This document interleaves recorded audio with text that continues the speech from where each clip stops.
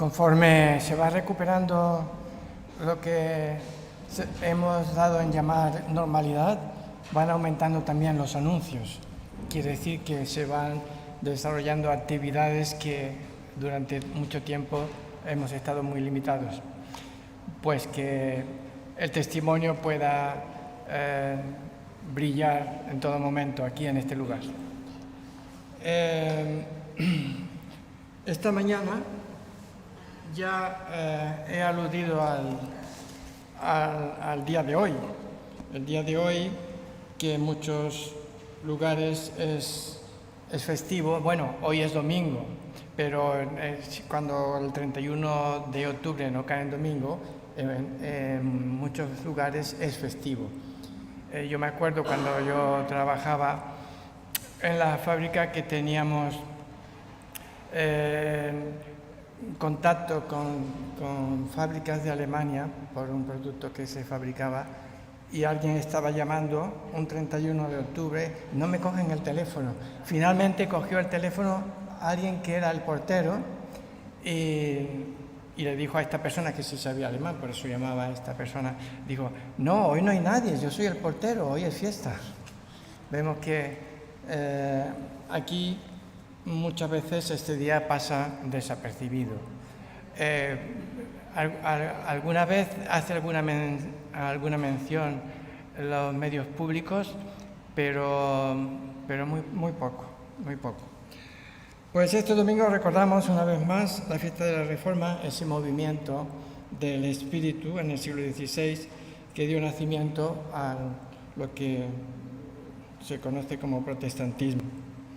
Y en Alemania, en esa época, muchos religiosos e incluso miembros del pueblo, gente de a pie como nosotros, quieren volver a la palabra de Dios, quieren volver a la Iglesia.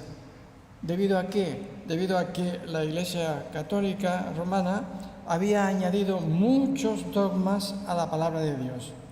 Y esto surge en este joven fraile que se llamaba Martín Lutero, que será, digámoslo, el detonador de este movimiento del Espíritu Santo. El mayor avivamiento en Europa, el más grande revival que hemos conocido. Este fraile es doctor en teología y da unos cursos en la Universidad de Wittenberg y va a proponerle a la Iglesia, en aquel momento, una vuelta a la palabra de Dios, una vuelta a las Escrituras. Y entonces va a sugerir el abandono de todos los dogmas añadidos en el transcurso de los siglos. ¿Qué sucede?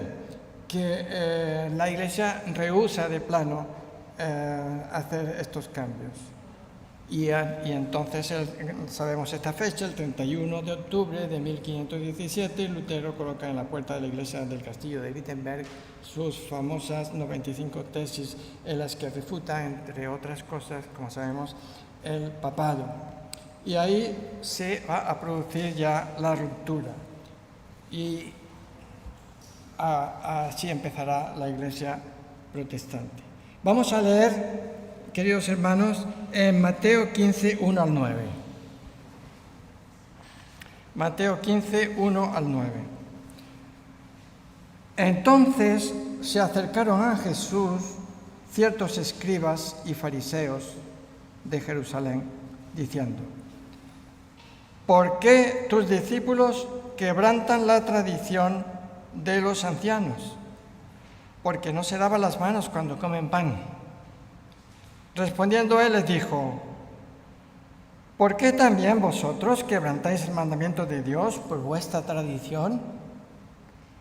Porque Dios mandó diciendo: honra a tu padre y a tu madre. El que maldice al padre o a la madre muera irremisiblemente. Pero vosotros decís: cualquiera que diga a su padre o a su madre: es mi ofrenda a Dios todo aquello con que pudiera ayudarte, ya no ha de honrar a su padre y a su madre. Así habéis invalidado el mandamiento de Dios por vuestra tradición. Hipócritas, bien profetizó de vosotros Isaías cuando dijo: este pueblo de labios me honra, mas su corazón está lejos de mí, pues en vano me honran, enseñando como doctrinas mandamientos de hombre. La reacción, enlazando con lo que dije antes de la lectura, la reacción no se va a hacer esperar. Y la Iglesia Católica va a poner en marcha todo un dispositivo, lo que se conoce como la Contrarreforma. Y esto será impulsado por los jesuitas. Toda Europa va a verse desgarrada con reacciones violentas y sanguinarias a partir de ese momento. La Inquisición causará miles de muertos, como sabemos. Torturas y suplicios serán los medios empleados por este tribunal de la Inquisición para tratar de frenar el mayor despertar espiritual de toda la historia de la Iglesia. Entonces, Carlos V, el emperador, va a intervenir.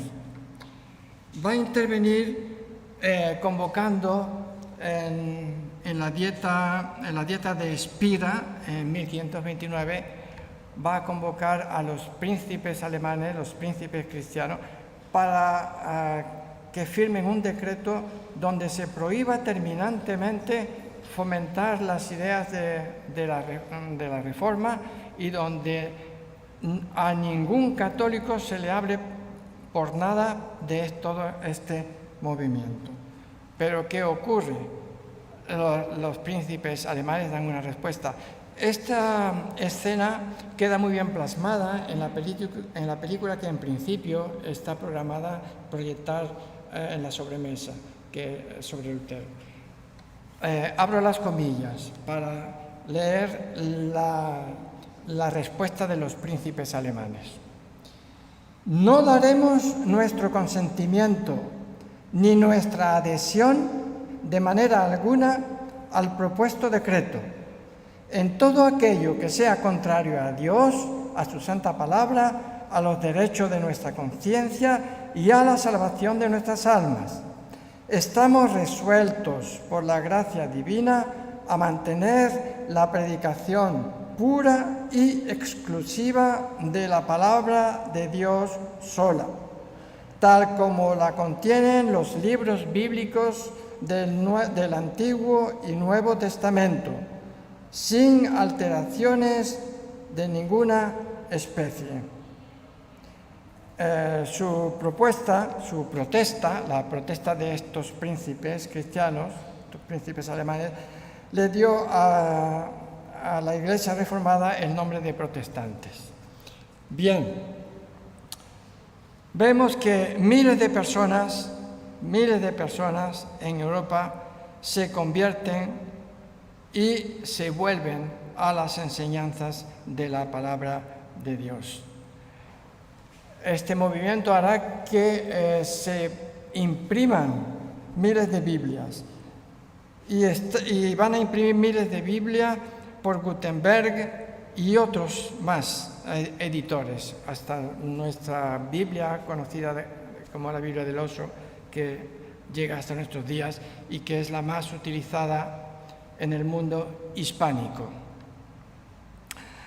Así que miles de Biblias se imprimirán, se traducen al alemán, al español, al francés, al inglés, al italiano y muchas otras lenguas más. Ha llegado el momento, por fin, en que la palabra de Dios será accesible al pueblo, mientras que antes solo el clero, los religiosos, los sacerdotes podían leerla, si es que la leían, pero no la leían al pueblo, desde luego.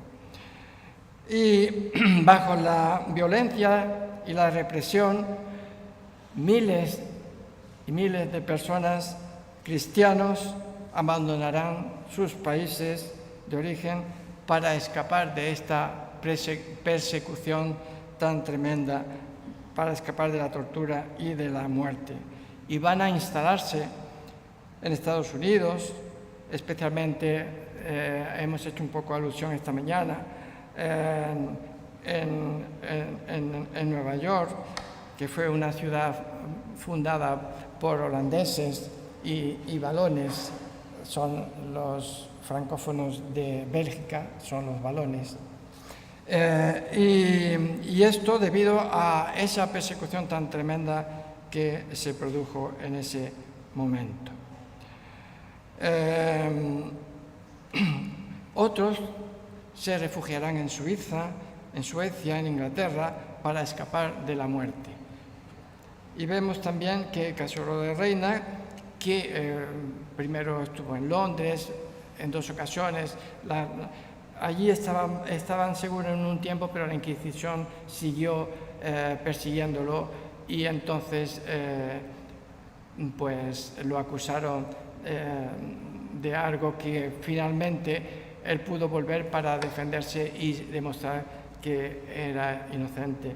Pero con todo caso después siguió su recorrido a otras ciudades y, como ya dije cuando intervine esta mañana, terminó en Frankfurt sus últimos meses pastoreando una congregación de hugonotes. Pero vemos que todos los que habían huido era para poder escapar de esa persecución.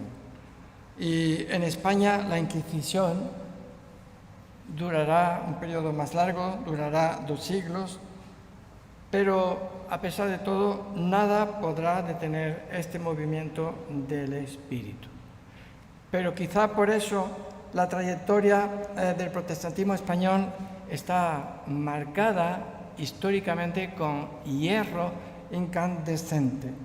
Y esto podría explicar también el pequeño número, el pequeño porcentaje de evangélicos en nuestro país. Las últimas estadísticas roza el 2%. Al evocar estos hechos históricos, queridos hermanos, debemos recordar 2 cosas. Primero, que no queremos declararle la guerra a nadie, desde luego, sino afirmar las cosas tal y como sucedieron. Nadie puede negar que hubo la Shoah. Algunos lo intentan, pero eso se recuerda cada año porque sucedió y es el deseo de que no se vuelva a repetir. Entonces, no tenemos que decir las cosas tal y como sucedieron, sin cubrirnos la cara, porque sabemos que los creyentes, los evangélicos, a menudo, prácticamente siempre, hemos estado del lado de las víctimas y no del lado de los verdugos. Y no queremos que esto vuelva a suceder. Queremos también, en segundo lugar, recordar que antes de ser protestantes o evangélicos, somos cristianos, somos nacidos de nuevo. Estamos unidos a la palabra de Dios, a la Biblia, las Escrituras divinas. Con valentía y con humildad queremos permanecer fieles en todo momento a esta palabra, que es nuestra única guía para la vida y para la eternidad. Sabemos que hoy hay muchos que piensan, incluso en círculos protestantes, que hay que silenciar esta historia terrible de la Iglesia. No recordar nada más, pero dejar de hablar de estas cosas, de diferencias, y hacer creer que ahora todos creemos lo mismo, que en la actualidad todo ha cambiado, que creemos lo mismo. Pero esto sería mentir. Esto sería mentir y sería una deshonestidad intelectual y espiritual el hacer estas cosas, el tomar esta vía. Y además, también negar la historia sería pisotear la sangre de los mártires. Y eso, queridos hermanos, creo que no es el camino correcto. Y esto debemos decirlo, y no por ello vamos a ir a aplastar a los que no piensen como nosotros, sino que son los hechos históricos. Cuando se respeta la Biblia, entonces el pueblo de Dios se goza y la luz de la palabra de Dios puede brillar entonces, cuando hay un respeto a la Biblia.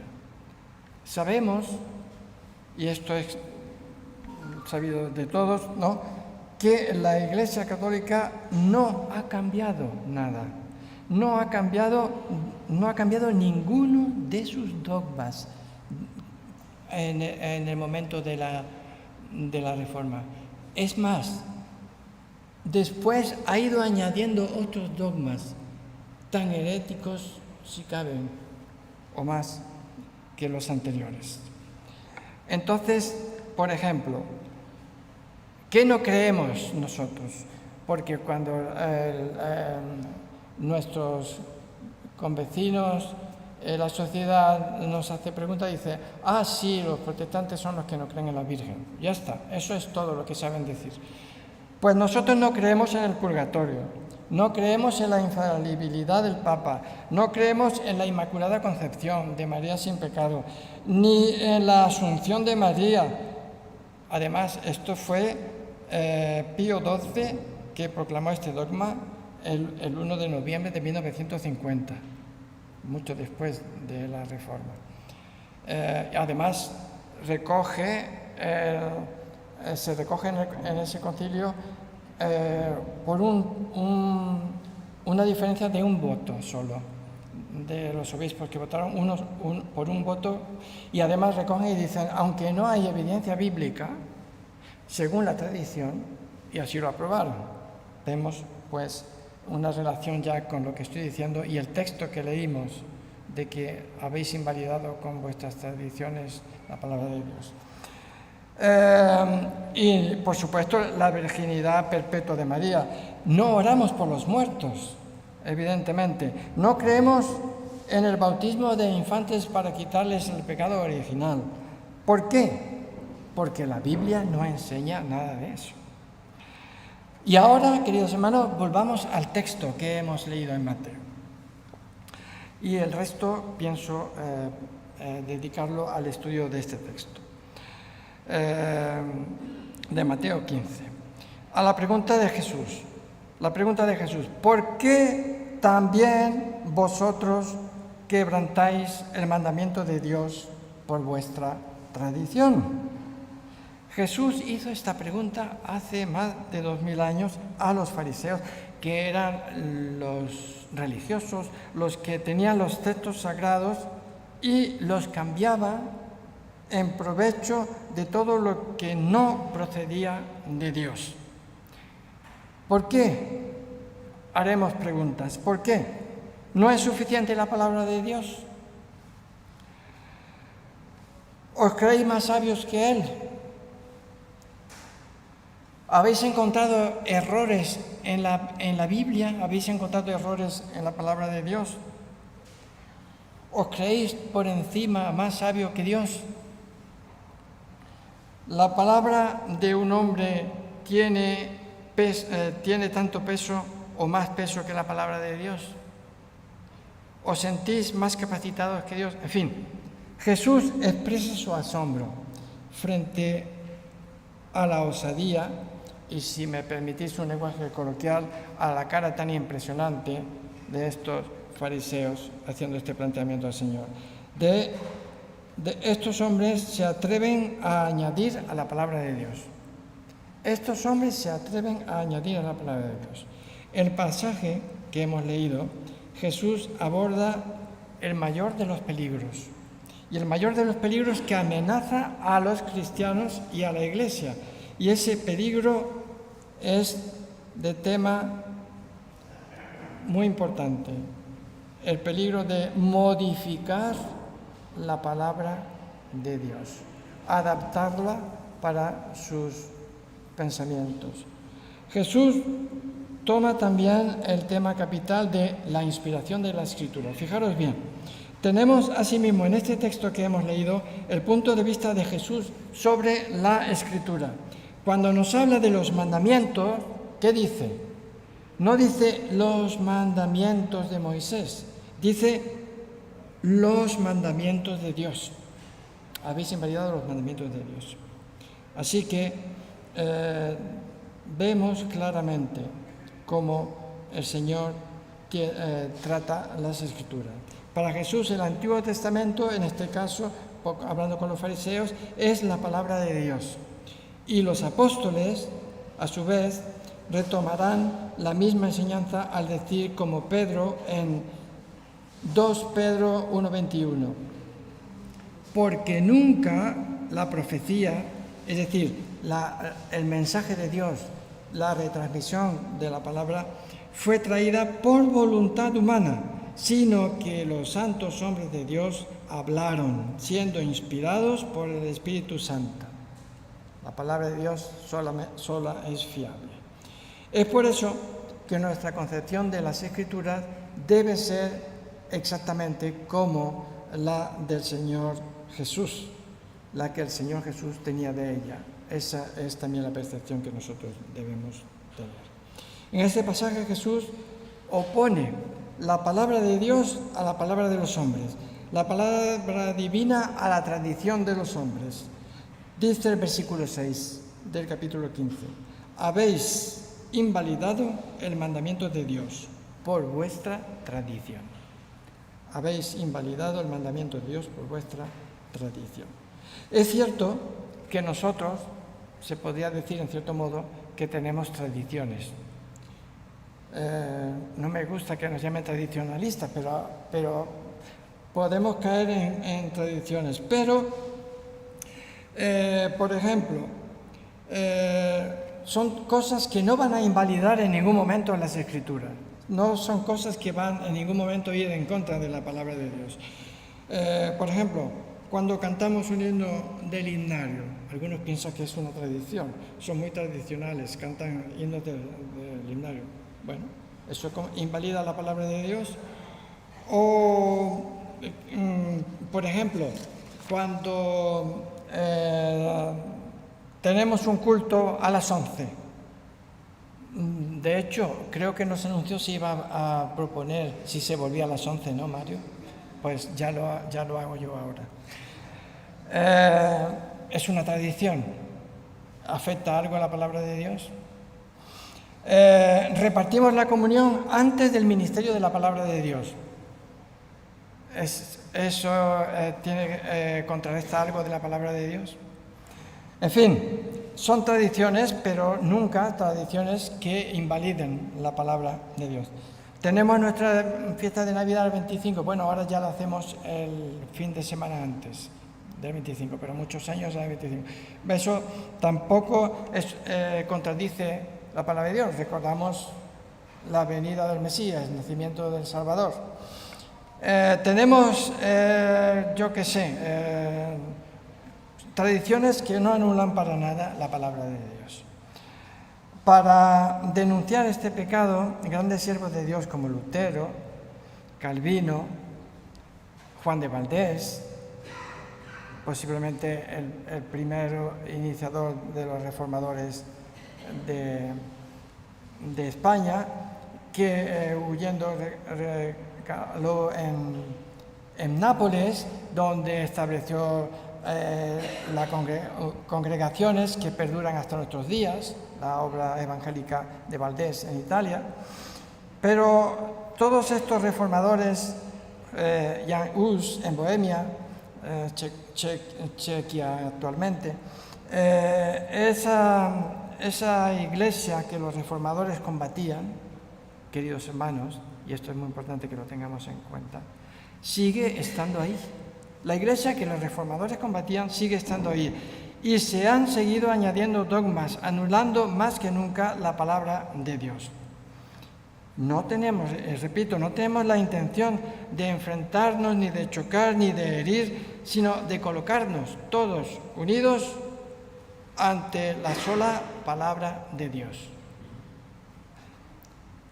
Que el Señor nos ayude en esta mañana y cada día a descansar sobre las Escrituras, únicamente, y que cada uno pueda colocarse cada día delante de la palabra de Dios, para beber de ella. Cuando la Biblia es tenida en cuenta, la Iglesia es más fuerte. Cuando la Biblia es proclamada, las almas se convierten, se santifican y se consagran. Que así sea.